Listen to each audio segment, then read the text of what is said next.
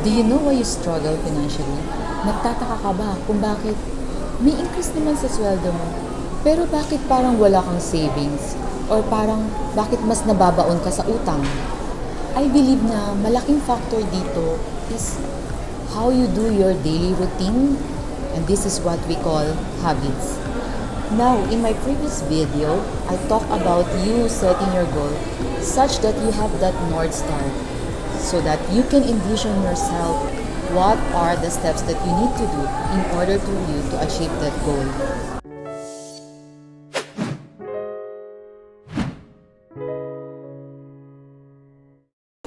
Now, for you to achieve that goal, let's check our habit first. According to Aristotle, 95% of what we do is the result of our habit. The rule is we have to form good habits and make them our masters rather than form bad habits and be a slave to it. Let's see, ano bang difference ng good habits and bad habits? Now, good habits are hard to form but easy to live. But bad habits are easy to form but hard to live. You see the trick there? Once you form that bad habits, ang hirap niyang alisin sa sistema natin. And that is why you have to discipline yourself to build that good habits such that when it is formed, then ang hirap na niyang tanggalin sa sistema mo. Now, kung yung goal mo is to be financially free and debt-free, I suggest these 3 simple steps na in-apply ko 10 years ago. And when I did apply this, it drastically changed my life. And I have observed this with most successful people. Number 1, make that decision.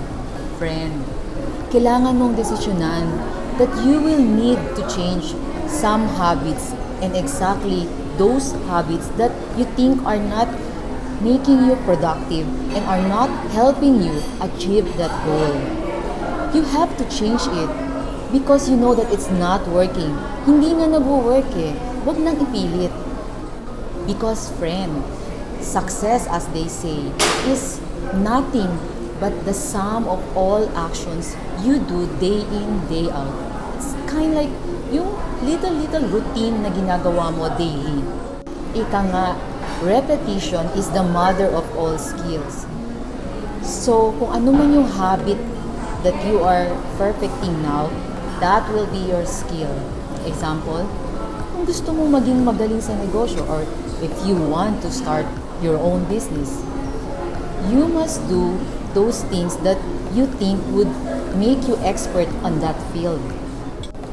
But if you decide na magne-Netflix ka lang all day or browse all day, then asahan mo na magiging expert ka din dyan.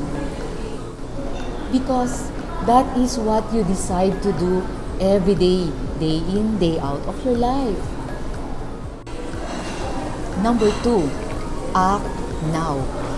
Ibig sabihin, hindi laters baby, Toms na, dapat now. When you decide to replace your bad habits to a good one, dapat kasama na sa decision na yon to act on it now. So yung naset mong goal to be financially free and debt-free, if you want to act now, then do that very first step geared towards you being financially free. Example, start saving now. No matter how much it is, the thing is, you start kahit pa barya yan. But let's just say you start 5% of your income. Number 2, live within your means.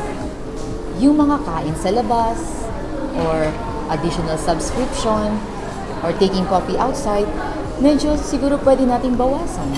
And number 3, make sure hindi mo dinededma yung mga loan amortizations mo or credit card bills. Kasi friend, pag once pumalya ka kahit isa, once you start, you will not notice that you will keep doing it. And yung interest, no mercy. It will just keep on accumulating until such time it will be difficult for you to save up for it and pay for that. Imagine, interest when accumulated, baon ka sa utang. Number 3, instill self-discipline. Actually, this is the foundation of all habits.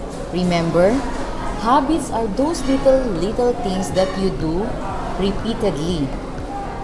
And for me, yung pinaka-profound definition that I found for self-discipline is that this is to make yourself do whatever it is that you should do when you should do it, even though you don't feel like doing it.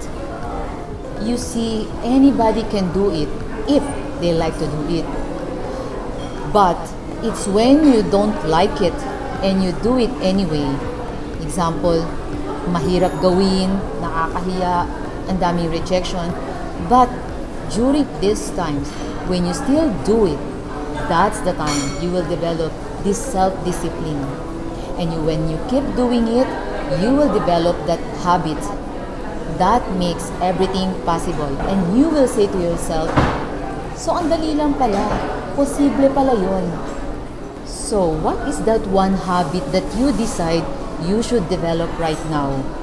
If you instill discipline on it, stick to it, that you think will make you achieve that overarching one goal, whatever it is, start practicing it now and every day until it becomes an automatic behavior and you can perform it with an unconscious competence.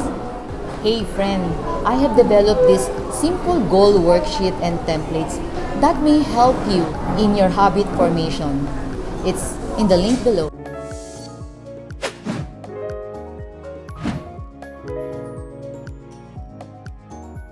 Hi, thanks for watching.